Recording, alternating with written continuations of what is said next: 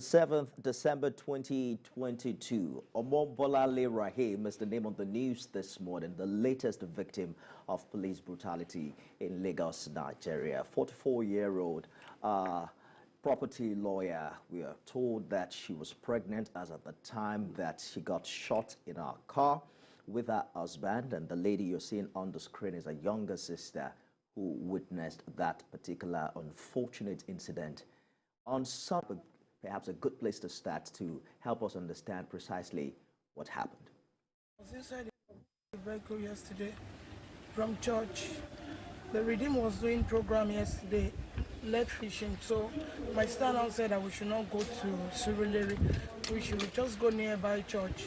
That's our former church, World Assembly, near Lagos Business School. So immediately we finished. Her daughter now said that that's her daughter, Shemilore. She said, Daddy, let's go out. She said, you're going to take us out today. Immediately the daddy said, and when do I tell you you're going out? So the daddy drive and just take us to Brahmadesanya roundabout to get some things for them. He got yogurt and bottled water. From there, we now went to Dominion Pizza, very close to roundabout of Ajah. So after spending 1 hour there, my sister said, let's go home. So immediately inside the car, she was even telling me, talking to the husband, he said, this new vehicle that you just have is not like Lexus. So you have to be very careful. Benga, by the time you eat any other car, you pay for it. And as we were smiling and laughing, the guy just said, stop. There's a car coming. You said, stop. Immediately we would just stop. We just hear gunshot. I don't know how. Where? The guy was not in our front at all. The guy was not in our front. My sister was sitting and the husband was driving. I was sitting at the back of my elder sister, Barrister Bolanle, and my children, 4 children were there, and with our own daughter.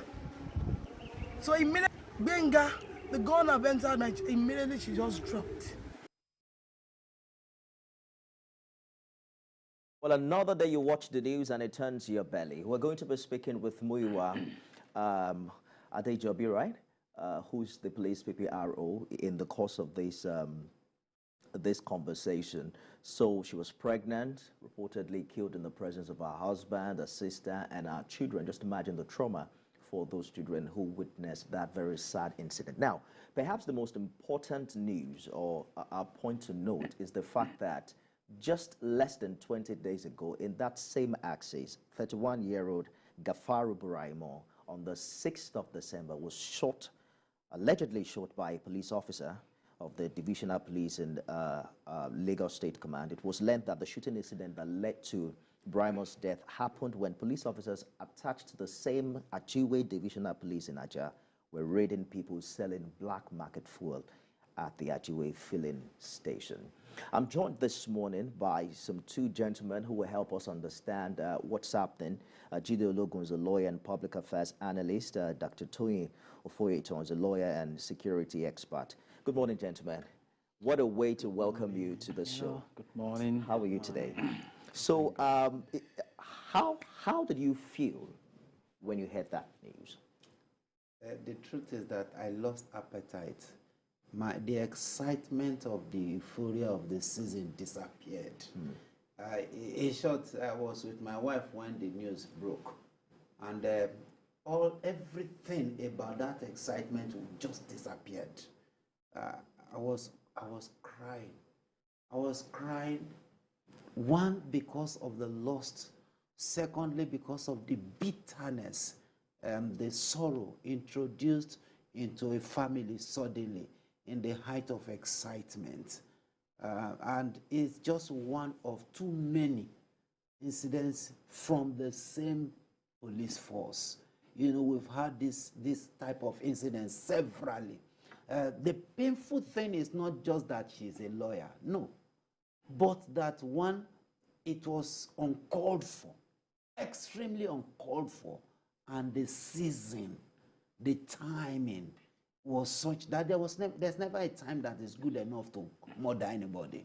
But when you are talking of in the middle of festivity, I don't see any reason, if you ask me, why some of these police officers should actually be bearing arms in some places. We know the rules of engagement, for goodness sake. The rules of engagement is... Let me just get Barrister's point of view. So the IGP has called for a speedy investigation. The Lagos State Governor is also very invested and has asked that justice will prevail on this matter. But how do you read this latest incident? You know, it's really, really very sad, particularly at a season of rejoicing like this. And you can imagine, if you're a married man and you love your wife, being in this template. So I must extend my condolence to that family. And like he said, the children, we have to be really orientated to really come out of this trauma. And again, at the macro level, it shows that we still have so much to do in reform. The history of the police, you trace it to 1820.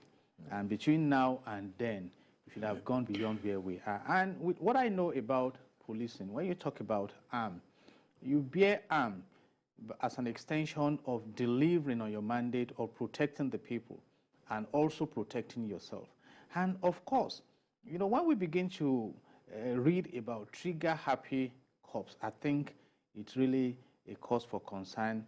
And as mentioned, the IGP, the Commissioner of Police in Lagos, the government is involved in this, and we hope it won't be one of the cases that stop at the point of investigation and nothing serious is done about it. And I believe that in the course of this engagement, we talk about the HR implications, the PR implications, and of course the legal implications.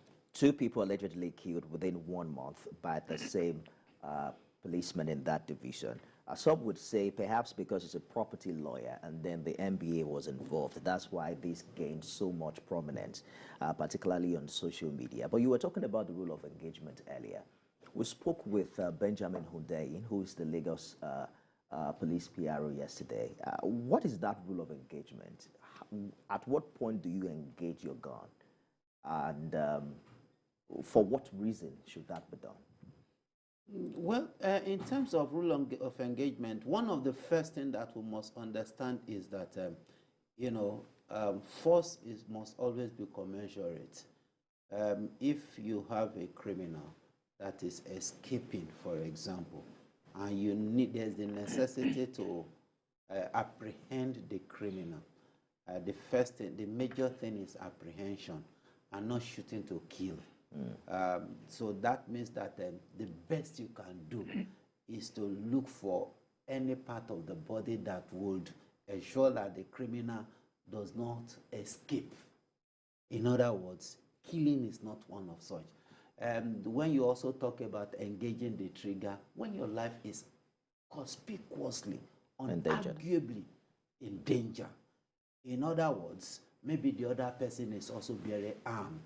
Now, if the person is bearing a club and you have a gun, it is not an excuse that is coming with a club. Therefore, you shoot the person to kill. You understand? Commensurateness is one major thing in terms of rules of engagement. And another thing you are talking of is civilian population. It's not a criminal thing. Let us even assume, without conceding, that the vehicle was asked to stop and did not stop at that point in time. Would it be established that what you have done is commensurate? Pulling the trigger, knowing full well that the trigger has just one purpose at the end of the day, to cause injury or death. And that injury can be so devastating, can even lead to death at the end of the day. So when you are talking about rule of engagement, as far as we are concerned, is to the extent that whenever you want to use it's the last option, the very last option, except your life is, or maybe at times you want to use it to protect even the criminal himself. So you want to make sure that he doesn't escape for even the safety of that criminal himself. Yes, but not to shoot, to kill. And that is just the one thing that is out of it at every point in time. Unfortunately, because of the high level of impunity. Now you spoke about the young man that was killed before the council. When the PPR was, I listened and they asked, what is the name of the police officer? He said that I can't tell you now until we are still investigating. But the name is already on social media and everywhere. Now you see, these police, they have this culture of, concealment, except the social media pull it out, push it out. You see that the first thing they want to do is protect our own. Even if they are going to discipline that one, maybe the provost also may discipline that person, but you want to conceal it, from the public. Talking about, to me, it's not good enough. Talking about the police, Dr. Foyet, we have the Force Public Relations Officer, Muyiwa Adejobi, joining us via phone. Good morning. Help us understand what the update is. We heard that the IGP has ordered speedy investigation into this matter. What's the update as of this morning? Yeah, good morning. Good morning to you. Good morning to all Nigerians. Let me start by giving out the message of the Inspector General of Police, IGP Usman Akari Baba, on this incident. The IGP commiserated with the family of the deceased, the NBA in general, friends and other colleagues of the deceased. It's quite unfortunate that we are recording this incident at this time of the year. And with the statement we issued from the fourth quarter yesterday, you can see clearly that the IGP has condemned that act. This is not time to be pointing any accusing finger that somebody was right or wrong, because the soul, the life of an average Nigerian is so important to us. Everybody's lives are. So we are not pointing any accusing finger here, whether the driver was wrong or somebody was wrong. The fact is, a life is lost, and we cannot bring that life back. That's the major thing. I know the Commissioner of Police in Lagos State, CP Abiodun Alabi, has done the needful. The men on duty there have been arrested, and I was even told that it's an ASP that pulled the trigger. That's another unfortunate thing. If it had been a rack and fire, it's going to be another thing entirely. But whatever it is, whenever you want to use your hands, there are laws. Can you say that again? I'm not sure I heard what you said about who pulled the trigger. Sorry? I didn't get what you said about who pulled the trigger. I said I was told, and I've been told, that it's even an ASP, Assistant Superintendent of Police in charge of that team, that pulled the trigger. I wouldn't know, but I have told the PRO Lagos to issue a statement today to mention the name and possibly roll out the picture of the man who pulled the trigger. I heard what my brother in the studio is saying, that they want to conceal. Nobody is going to conceal. There's no need for us to say we want to conceal anybody's name. If you do something wrong, carry your cross. The IGP has not sent him to go on fire. The CP has not sent him to go on fire. Neither the DPO or the area commander has sent him to go on fire. Nobody will ask a policeman to go to the street and be killing. It's not proper. There are laws to use your gun. First Order 237 is clear. And the United Nations Treaty of BPUFF, Basic Principle for Use of Force and Firearms. It is clear for you to use your arms on anybody, there are conditions to follow. And at that point in time, I don't think his life was in danger or somebody's life was in danger. Perhaps they wanted to stop, the man didn't stop on time. They could have allowed the man to go and, of course, see how they want to get the vehicle if they suspect the vehicle in any way. That is the normal thing. So the issue of whether the police want to conceal, they will not arise this time around. The CP has intervened at his level, and even the force headquarters has intervened. Well, gladly you have said that there is not going to be the issue of concealment in this case. But CSP Adejobi, are you aware that a similar incident had happened earlier this month with the same police station in Ajah concerning 131-year-old Gafaru Buraimo? What more do you know about that incident on the 6th of December? I am sure you know again that the Lagos Police Command made a statement on that the policemen who perpetrated that act, they have been arrested and they are in Panti. It's State CID in Panti. And the DPO in charge of that division then, the Ajah Police Station in Ajah, was immediately removed when that incident happened. When we were arguing on Twitter yesterday, people were like, they didn't do anything. And I said, no. The DPO there then had been removed. This is a new DPO who reported just barely a week ago. So it is not an issue of the leadership on ground there, but I think the men who are actually doing this should be properly assessed to know what is wrong somewhere and what is the problem. If an incident, killing, we are not even talking of shooting incident alone. Killing of Nigerians could be recorded like 2 times within 2 weeks. Something is wrong, and the CP is working on that. I had a phone conversation with the Commissioner of Police in Lagos yesterday. Necessary administrative and internal sanitization will be done in that regard. Indeed. So we are talking about 2 killings within a month within the same division. And we're also hearing that the ASP you mentioned has spent 33 years in service. So the concerns of Nigerians is that this is not an exception. You just mentioned that it's also happening under a new leadership. Are you concerned that perhaps we still have a system within the police that accommodates in discipline and corrupt officers, and this might be an issue of structure and not an exception? Like in an argument yesterday with some lawyers when we were discussing on a group chat, I told them it is not a systemic thing.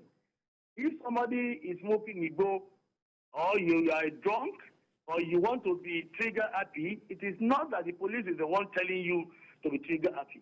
I've just told you now the laws. You have to consider the conditions within which you can pull your trigger or use your firearms in any way. That is what the police will teach you in the system. And I stand to be corrected or put it anywhere. Police remains the only lead agency that will always fish out its erring officers and punish them. So police will not in any way condone any discipline. No. We have fished out these men. They are in detention now. You can go, whoever wants to go and see them in detention can go to Panti. They are in detention. The ASP involved is going to slow down our process a bit. And that's what I told Nigerians yesterday. Because of an ASP, the CP in the command or AIG Zone 2 cannot dismiss an ASP. It's a process that they will need to write a report to the AIG, which of course I think the report will be ready today. So I can forward report to Service Commission. Police Service Commission is the one that has the right to suspend this man before he can carry on with any legal procedure on the matter. It is because of the status of an ASP in the police. That is the procedure. But whatever it is, we are going to be fast, and that is the instruction of the IGP yesterday, that there must be speedy investigation and possible prosecution of whoever that must have done this. And that is clear in the statement of the IGP. I hear you. Today, I'm sure the CP is getting the report of that incident on the killing of Bolanle Raheem, and that will be forwarded to Service Commission so that this ASP can be suspended. If it's not suspended, they cannot prosecute. All right. They don't get it. So it's a legal matter. You are saying that our actions so that necessary things will be done on time. You mentioned earlier that the identity of this particular policeman will be revealed, and you are also saying that investigation is ongoing. Just before we let you go, is this investigation timed? Because some 21 days ago, a 31-year-old man was killed in the same axis. And what you have told us is that investigation is on. How long will this investigation? When we say investigation, it does not really mean that we want to go and be looking for one thing, looking for the other. It's not a normal statement when we speak. You can't have investigation, you cannot have prosecution without investigation. One thing must come. Even if you have a prima facie case, which means a decided case, in a clear case like this case, we still need to say that investigation and report. You can't have a prosecution without a report. Even if there's going to be an interim report, it's part of what we mean by investigation. It's not that we are still going to wait years, months, and be looking for what is not missing. No. It's just a normal statement we use when we are discussing issues of this nature. It's a murder case. Whatever you want to do must perfect our procedure so that a lawyer, don't forget, this man, even if he's charging to court, is entitled to a lawyer. A lawyer will stand for him, whatever it is. If a man kills more than 200 people now, a genocide case, a lawyer or team of lawyers will still come up and defend him. That's what the law says. So don't let us give any loophole for anybody must have done this to escape justice. All right. So let there be due process, and we are mindful of the time. So we are trying to speed up whatever we want to do to make sure justice is done. The NBA has been started. The city had a meeting with them yesterday, and we are on the same page. So there's no specific time frame. That's what you're saying. One thing is certain, CSP Adejobi, the fact that Nigerians are concerned. This is going to impact. This is not good for the image of the police. It's going to impact on the relationship between police and the civil populace. And all eyes will be on the police at this time to see how speedily justice will be served. I'm going to ask you to please keep watching the program, and perhaps we might reach you later on before we go for your reaction to some of the issues that will come up. We will agree with him that this is not systemic. Thank you. You know, to a large extent, and one thing I'm happy about is that he has sincerely educated the citizens that there are procedures. And that may be one of the reasons why state policing advocacy is relevant here. Because this matter, because of the rank of the officer involved, will be escalated to the federal before you take some action, so that you don't take actions that will be thrown out at the judiciary point, so that everything is properly done.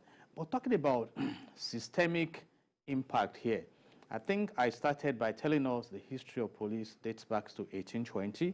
And in 1930, all the regions were merged to have a national police. And by now, we should have gone beyond this. And it's a good thing. Should have moved from a colonial instrument used to oppress the people.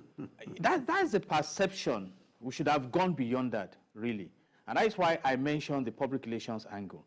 As far as the citizens are concerned, if you look at the policing team, it says to protect with courage, serve with compassion. So as far as the claim that police is your friend is concerned, that is not embraced on the other side of that relationship. And that brings us to the HR aspect. What crop of officers come into that system? And what level of trainings and retrainings are carried out to ensure that they are in tune with the vision and the mission of the policing system? And having said that now, it is crucial at this point to also look at their welfare. You know, because when we claim that, you know, frequently when relating with some of the officers, which is pecuniary in nature, if, for instance, the welfare is robust, they may be able to focus directly on professionalism. Because like he mentioned and the PPRO mentioned, your first I thought that was reviewed upwards after the NSAS protest. It's deep. So, we know. You know what? You don't shoot to kill, primarily. You shoot to maim. All right? But when we come to the point where the aggression is so enormous, I mean, something must be done about it. And don't forget that we had the NSAS protest across the nation, which is an advocacy that is ongoing. So for us to migrate to the main purpose of policing, which is even prevention of crime. So police officers should not be seen for committing crime. And that is why the burden is heavy now for the police to ensure that at least, even if this case is isolated, to run through the ecosystem of criminal justice, why not? To ensure that the investigations are done, the proper prosecution is done, and of course you have, and when you land at that point, you are now telling other errand officers who may be trigger happy that you need to change your mindset or you exit the system. And I can let you know it's not easy to just exit officers from the system if you look at the bureaucracy. So these are the issues we are battling with now. But there is a crucial need for reform. Going back to the essence of even having the police system in our society, citizens should be happy seeing police officers. They should feel secured encountering police officers like we have in some climes in the world. And the fine officers who are in the system should also rise up to the occasion that the image, the good image required to function effectively is retained. So we just heard from CSP Adejobi that the man in question is an ASP, Assistant Superintendent of Police. We'll talk about that and the fact that he spent some 33 years within the police force and how important all of these are to the workings of the Nigeria Police. We'll take a break now. When we return, we'll also open the phone lines for your contribution. Remember to use the hashtag ThisMorningTVC on social media.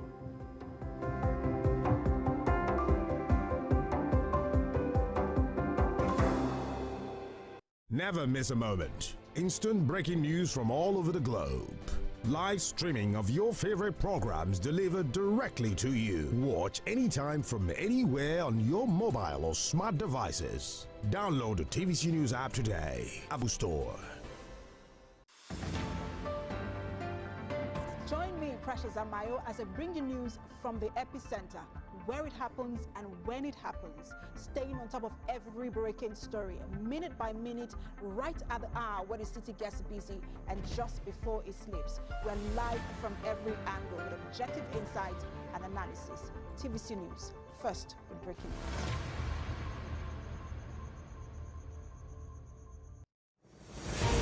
news. It's not your regular show. It's an online interactive session where we share my views on the everyday issues that cut across politics, security, health, current affairs, governance, and so much more.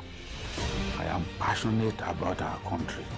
I choose to support any conversation geared towards building a better Nigeria. I am Babajide Kolade Otitoju. Join me every Saturday on TVC News YouTube channel as I discuss Nigeria and the world at large on the show, Issues with Jide.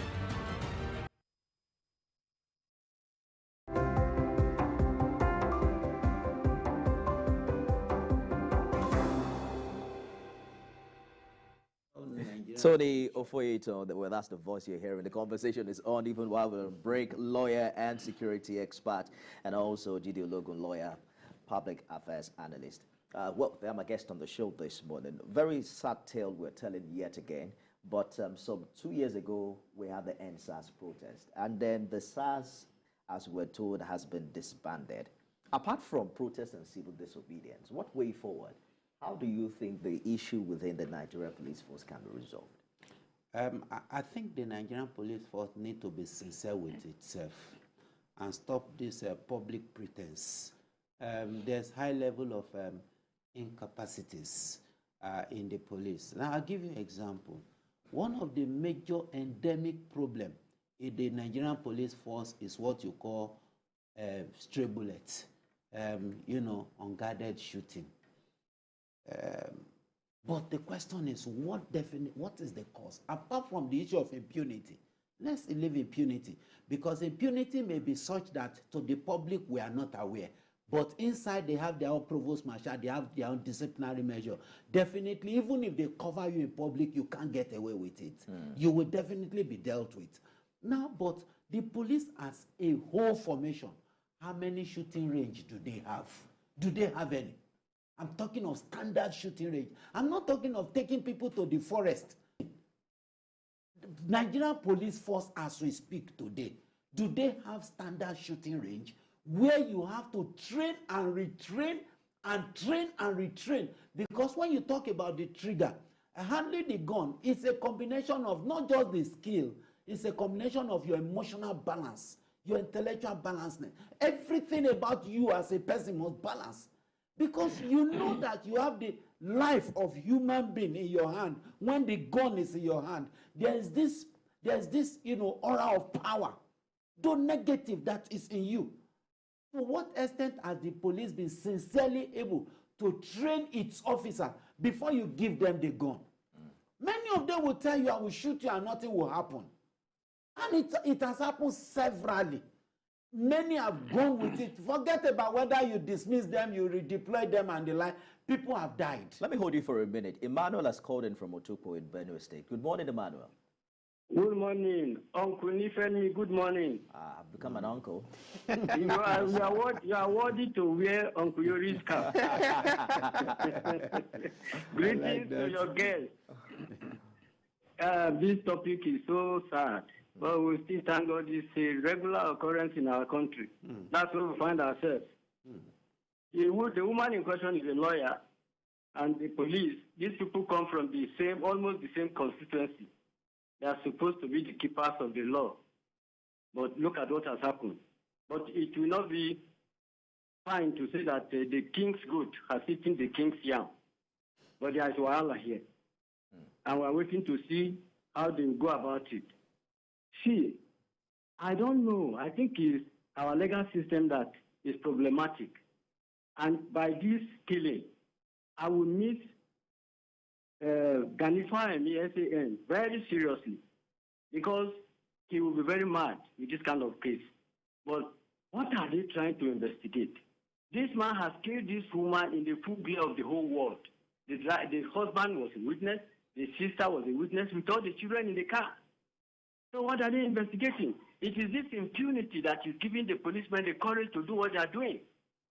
And let me tell you, until we change our style and we begin to deal with them as we ought to deal with them, nothing will change. Very soon they go to court and they begin to speak English. But she has cut an innocent woman down. May God help us in Nigeria. God bless the country.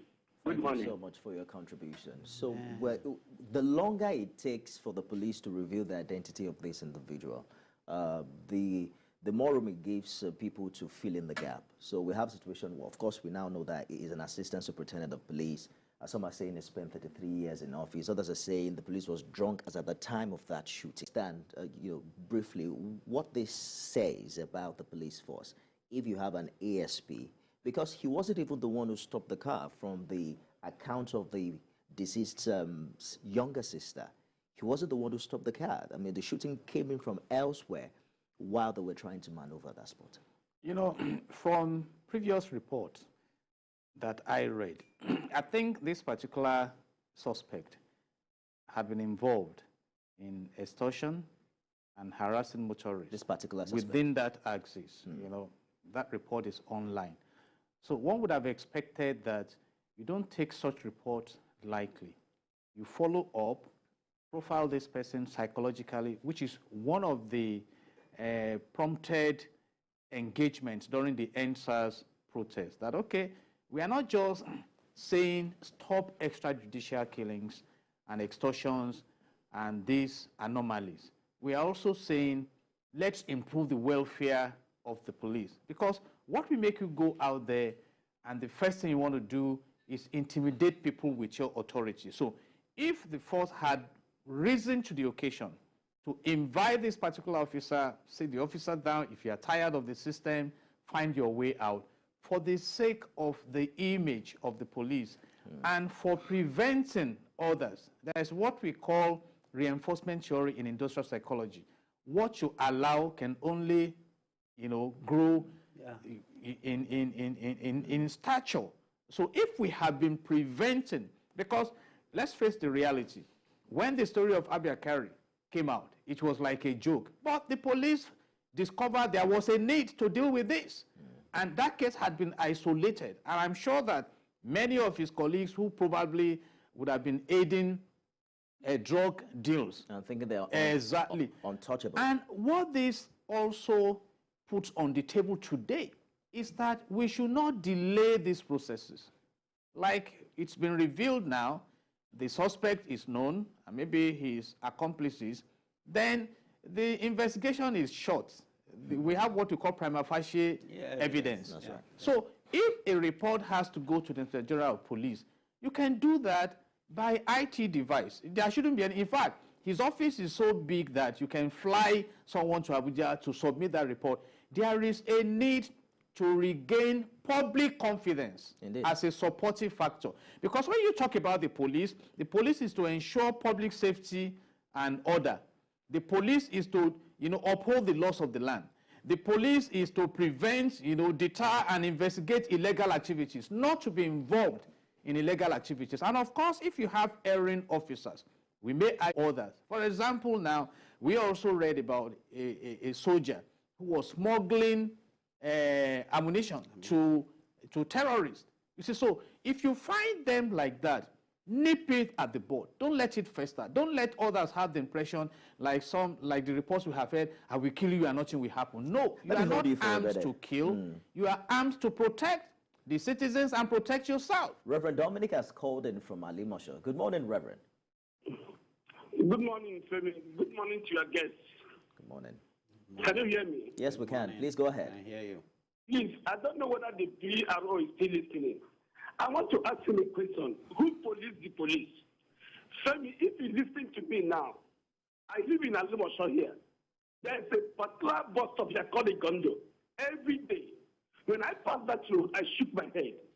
Femi, I can carry 10 human heads with gun and cocaine and pass that road. Do you know the reason I should pass? I'm not driving a flashy, saloon car. I drive a Jeep, and I'm elderly, I'm over 50. When they look at my face as elderly and I can defend myself, they pass you no matter how. But when they see these young boys, maybe with a flashy car, 2025, they will stop this. It's a show of shame every day. You will see them fighting with these boys, searching their purse, searching their phone. You will see these boys fighting a police officer who's supposed to be respected because of their character. Every day. If PRO is listening to me now, let me just send a message now. It's happening now. Who police the police? Even the way police the nation is insecurity. You can pass them as long as you're matured, like my friends there. But if you are young, you won't pass them whether you commit offense or not. The question is this: who police the police? So that we can have an example of security. I sympathize with this family. Since yesterday I had this news, I'm sad. Please tell me, could some of you go to the cell and call this man and say what happened? What makes you to kill a woman and shoot a gun on the car with a woman, 2 women, and children? What happened? So we can actually understand the psyche of this man. What prompted you? Were they coming up us? Were they calling God? What should make a police shoot women, children, and a man on a Christmas day? Thank you. Thank you, Reverend Dominic. And you can feel the pain from his contribution. So there's a lot happening here, and there's a lot on my mind as well. But, I shared with you the fact that there's the risk of generalizing that every policeman is wrong. No. And I don't think that is absolutely correct. But we've also had experience. I usually would tell my wife that, say, anytime they stop you, just lift your hand. Issues like this. You stay and fight for your right and insist on what is right. I mean, the person who has been shot is gone. So the question, for instance, is when you meet certain police officers who stop you and actively begging for money. And I'm not saying all policemen do that, but I have experienced such policemen. We are stop you and say, I don't care who you are. I don't care if you have your papers. Just give me money. Is it a function of poor remuneration, like he said earlier? Because, crying out loud, I'm a journalist, and I don't think there's any journalist that is being paid, as it were, in this part of the world. But it doesn't mean that there are still a few journalists who will still do their job without looking for bribes and things like that. Let me start by saying that the vulnerability of the average or many motorists not ready to do the right thing and always in a haste. So that becomes an opening for the corrupt police officer to exploit. Now, unfortunately, they also extend it to everybody with this presumption that an average motorist is definitely, flouting one law or the other. And it has now become an incurable habit in those that have developed it. Now, I'll tell you something. Senior police officers don't do it. If you have problem with the police, go to the senior police officer. You will see different policing entirely. But the rank and file, a police officer have accosted me, greeted me, and said, "Pastor," I said, "I'm not a pastor." He But said, wait, ASP is talking, not a senior police officer. Yes, he is. Yeah, You heard. Now, let me tell you. You heard the CSP say it was an ASP that shot the woman. When he said, "Pastor," I said, "I'm not a." I said, "Are you not the pastor staying in that house?" He was pointing at the house different from. I said, "I'm not." But what I perceived, God just told me, "Oh boy, calm down. Whosoever you are, just calm down." And truly, God helped me that day. He had a gun. He was oozing with the thickest odor of alcohol you can ever imagine. But do you know the funniest thing? After the whole thing, he said, "I'm talking to you and you are eating." I was chewing at the egg in the car when I was going on. He said, "I'm talking to you and you are eating." I said, "Sorry, sir." I said, "The garden egg was already in my mouth before." He said, "You are eating again." I said, "I'm sorry, sir. I didn't know what to do. I can't spill it out." And God helped me. I moved out of that day. But do you know one thing? 2 days later, I met him at Force headquarters. I said, do you know me? He said, no, sir. I was coming from a senior officer's office. I said, do you know me? He said, no, sir. I said, did you work in this place and this place 2 days ago? He said, yes, sir. On this road? He said, yes, sir. And you did not know me? He said, no, sir. I don't think I've ever, I'm sorry, sir. Now, it took me as one of the very senior police officers and the like, because I was at a Councilem house, you know, and I accosted him. But do you know the message there? Truly, he cannot recognize me again.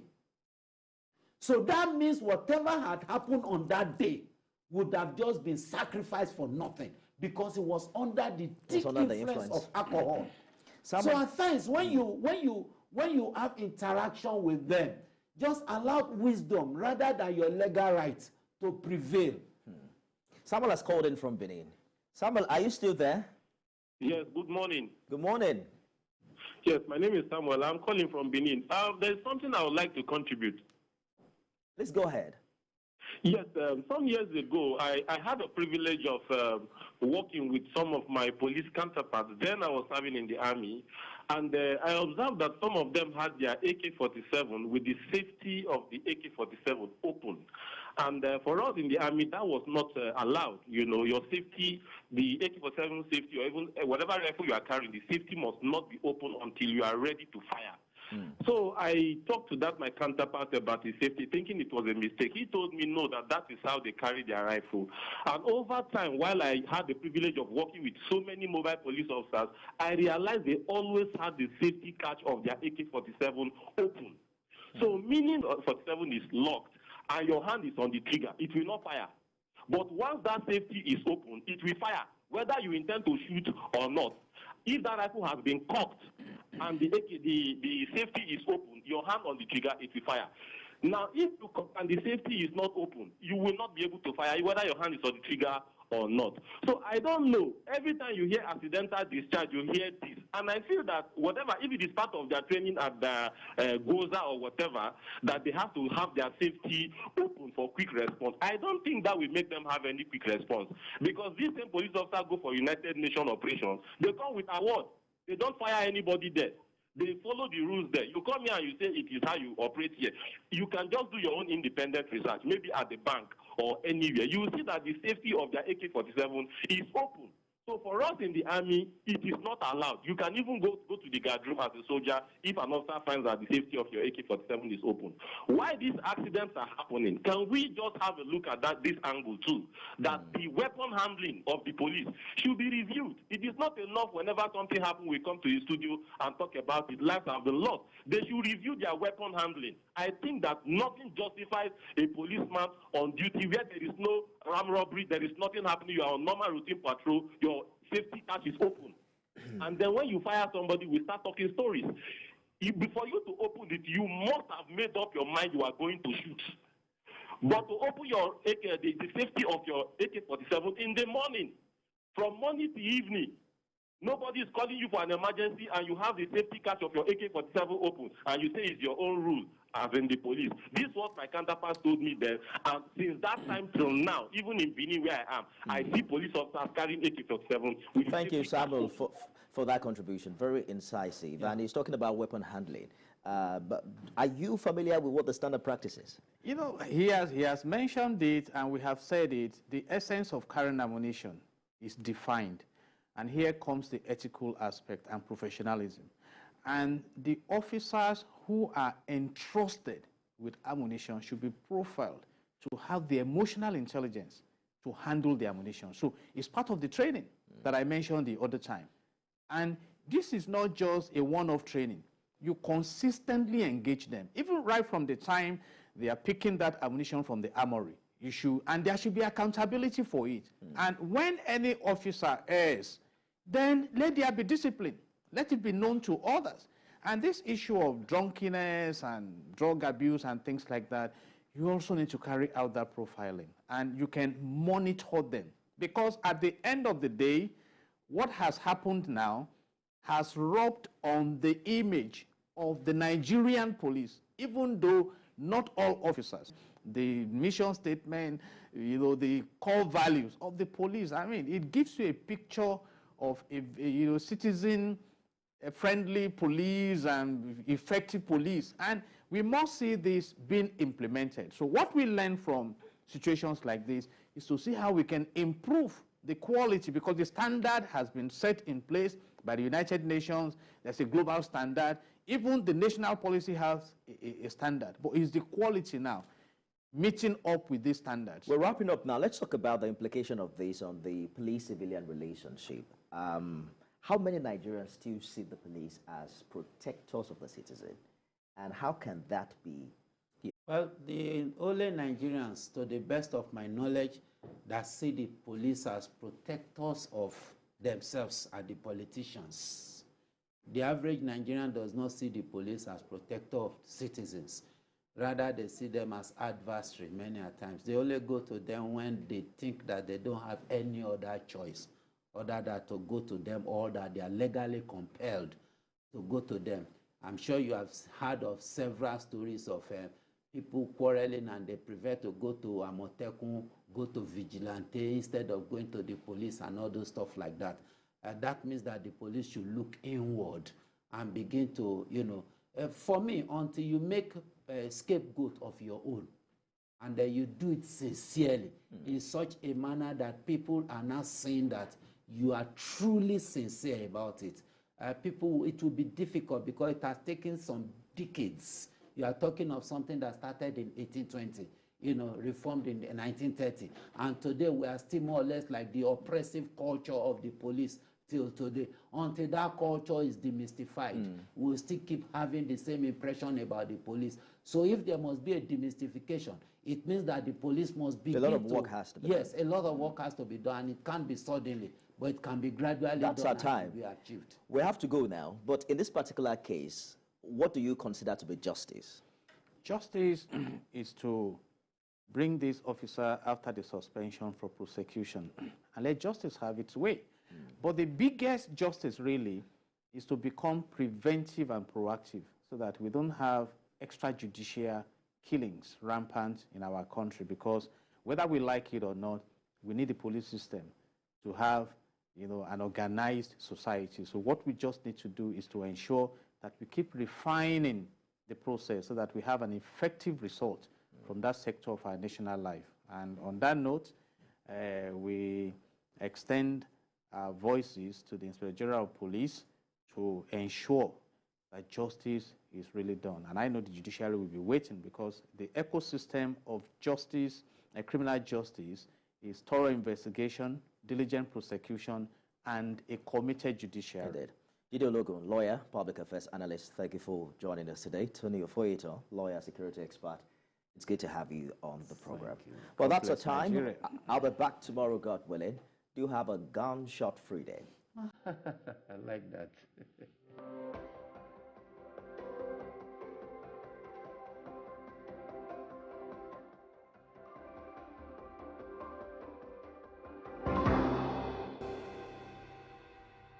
The following is a paid presentation by ShopX TV.